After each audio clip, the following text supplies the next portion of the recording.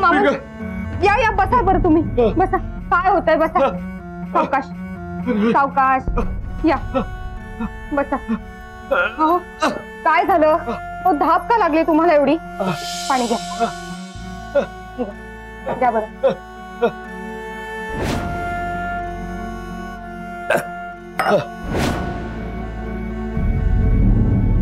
माझं काही खरं नाही आता.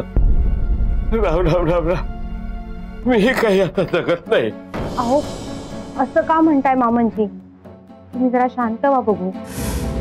डोळे मिटल्यावरच काय ती शांतता मिळणार मला. अरे दिवस भरले सगळं संपलं.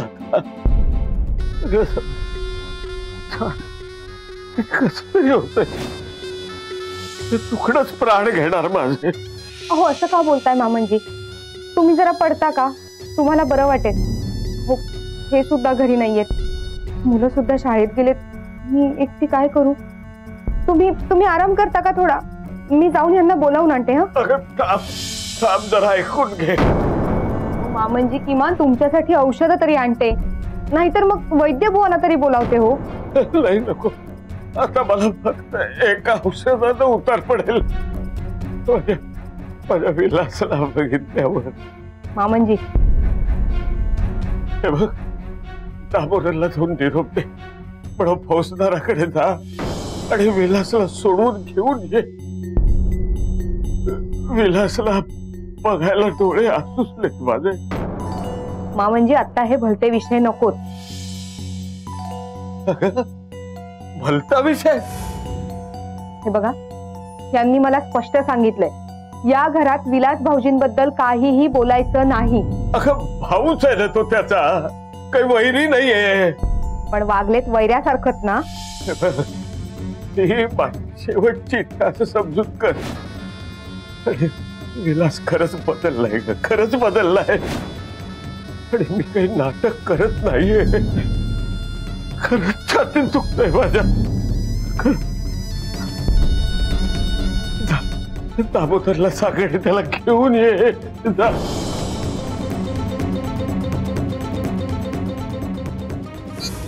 सगळ्या दुखण्याचं मूळ तू आहेस हे माझ्या लक्षात आलंय. दामोदरला तूच फूस लावलीस. भावाभावांमध्ये विष कालवलंयस तू.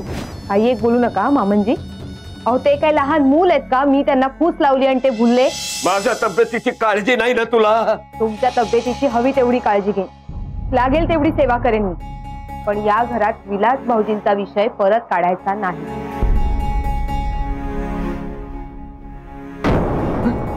राम राम राम राम राम.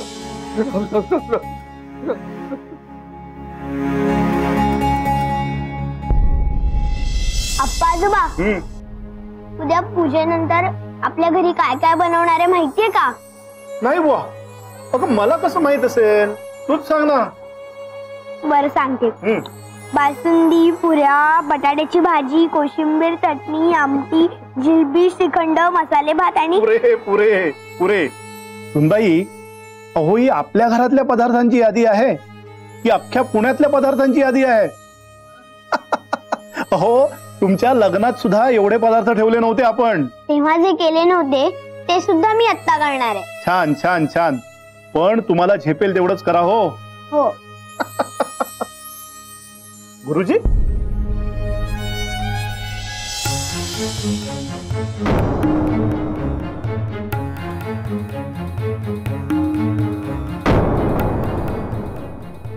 बोला. गुरुजी काय काम होतं का. एकेकाळी मी दारात आलो की माझं स्वागत व्हायचं. चहा पाणी विचारलं जाईल. घरातले लहान थोर येऊन पाया पडायचे. पण आता दिवस फिरले. मला उमऱ्यावरच ताटकळत ठेवलंय. गुरुजी खरं तर चुकलंच माझं. कसं आहे गुरुजी तुम्ही किती वाईट कृत्य केलीत ना तरी अतिथी म्हणून तुमचं स्वागत करणं हे माझं कर्तव्यच आहे. या या आत या.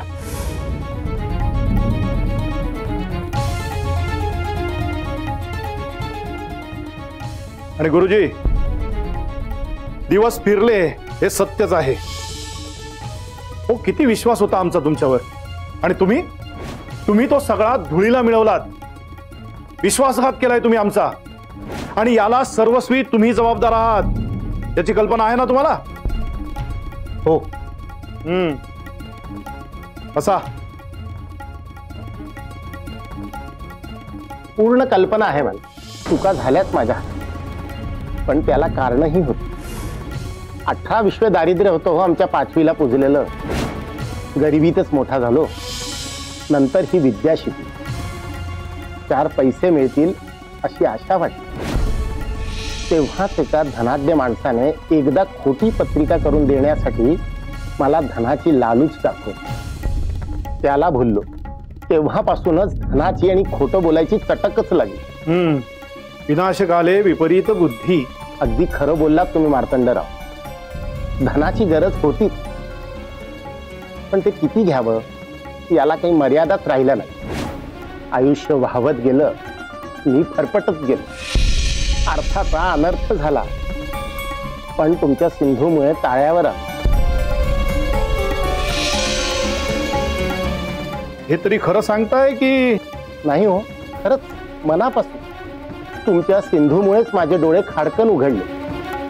आता तसंही शास्त्री पंडितांनी मला शिक्षा फरमावलीच आहे.